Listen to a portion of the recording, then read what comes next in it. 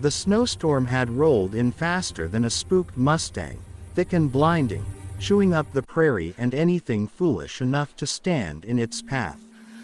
I'd just finished locking the last barn stall, muttering about the weather like an old man twice my age, when something caught my eye across the fence line, a small shape curled at the foot of Hank's porch. At first, I thought it was a bundle of forgotten supplies or maybe some stray animal seeking cover. But then the wind shifted, and a weak arm twitched against the railing. Damn! I climbed the fence and trudged through knee-deep snow, every step sinking heavy. As I got closer, the figure sharpened into the shape of a woman, thin dress, soaked hem, hair stuck to her face in icy strands. Her skin was ghost pale, and the way she trembled, she was half a breath from collapsing for good. "Ma'am, can you hear me?" I dropped to my knees beside her. She looked up, eyes wide and glassy. "Alara," she whispered, sounding like her throat was made of brittle glass. I'm looking for Hank Walker. Neighbor Hank. The man who bought himself a bride through some agency he'd found in the back of a newspaper like he was ordering a saddle. He'd mentioned she was coming, but he sure as hell hadn't said when.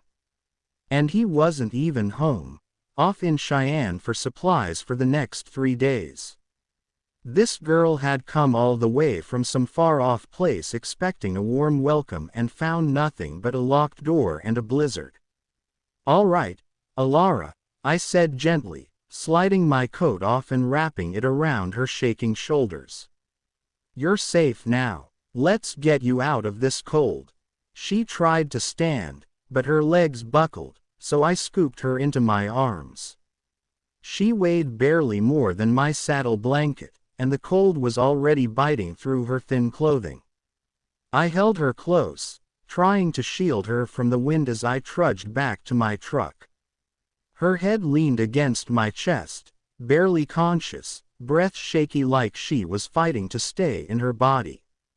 When we reached my cabin, I kicked the door open with my boot, carried her straight to the fireplace, and set her on the rug closest to the flames.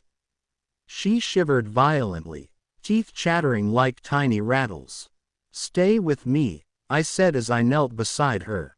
"You're gonna warm up, I promise." Her fingers were stiff, so I wrapped her hands around a steaming mug of cocoa I'd thrown together as fast as I could. She clutched it like it was life itself. Slowly, her breathing evened out. Some color returned to her cheeks. "I'm sorry," she murmured after a long while, eyes lowered. "I didn't want to be trouble." "You nearly freezing to death isn't trouble," I answered. "It's a damn emergency." She blinked, startled by my tone. Not scared, just surprised someone cared. When I showed her the guest room, she hesitated in the doorway, wrapping her arms around herself like the shadows still scared her. "Can I stay near the fire?" she asked quietly.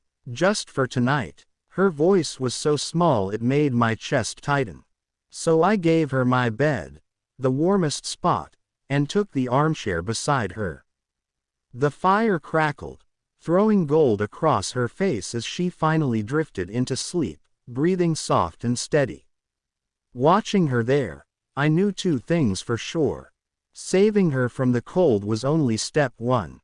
And whatever storm she'd walked out of before this one, it wasn't done with her yet. Sunlight crept through the curtains like it was afraid to disturb her.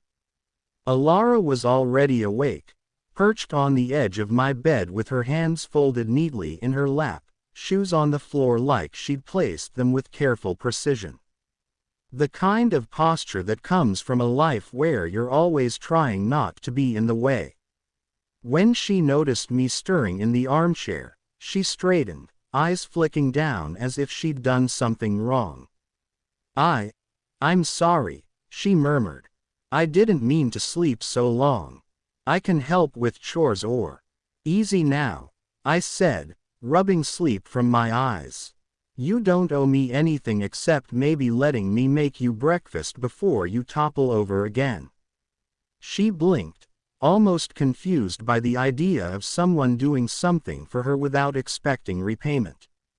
But she nodded, timidly. While I cooked, she wandered the cabin slowly, like each item on my shelves was a museum piece. She paused at a picture of my family, Ma, Pa, and my brother back when life felt simpler. She touched the edge of the frame gently, like she was afraid she might break the glass by breathing too hard. "Your family looks kind," she said. "They were," I answered, and I left it at that. Some stories didn't need telling. Over breakfast, she ate like someone who'd learned to take small bites out of habit, even though I could tell she was starving. Halfway through her plate, she paused and set her fork down. "I didn't want to come here," she admitted softly. "My parents arranged it. They said Hank was a good man. They said I needed a future. A husband. A home." She swallowed, eyes shimmering. "But I don't even know him. And when I stepped off that coach and saw no one waiting." She shook her head. "I felt like I belonged to no one at all." My jaw clenched. Hank wasn't a bad man, but he was careless, and carelessness could be cruel in its own way. "You don't deserve that," I said. "No woman does." She looked at me then, really looked. There was something flickering behind her eyes. Hope, fear, gratitude, maybe all twisted together. By mid-afternoon, the storm had quieted. The world outside looked like a painting. Snow piled high, sky washed clean. I saddled up my gelding, Dusty, and told her I'd take her to the inn in town. It was warm, safe, and they'd look after her until Hank returned. But when she climbed onto the horse behind me and wrapped her arms around my waist, it felt like she was trying not to disappear. Halfway down the trail, she rested her cheek against my back. Her voice came out barely above a whisper. "Thank you for being kind to me." I swear, those words hit deeper than a 6-shot to the chest. At the inn, she hesitated before getting off the horse. Her fingers lingered at my coat, holding on just a breath longer than necessary. "When Hank comes," she said slowly, "I'll talk to him. I'll try. That's what I came here for." I nodded, but she wasn't done. "But last night, I felt safe for the first time in a long time." Her eyes lifted to mine. "That matters, doesn't it?" It did. Too much. I tipped my hat to her, trying to hide the tug in my chest. "I'll be around if you need anything," I said. And I meant it. As I rode away, I could feel her gaze on my back, warm and lingering, the kind of look that sticks with a man long after he's out of sight. I had thought the storm was over. But standing there in the snow, I realized something else entirely.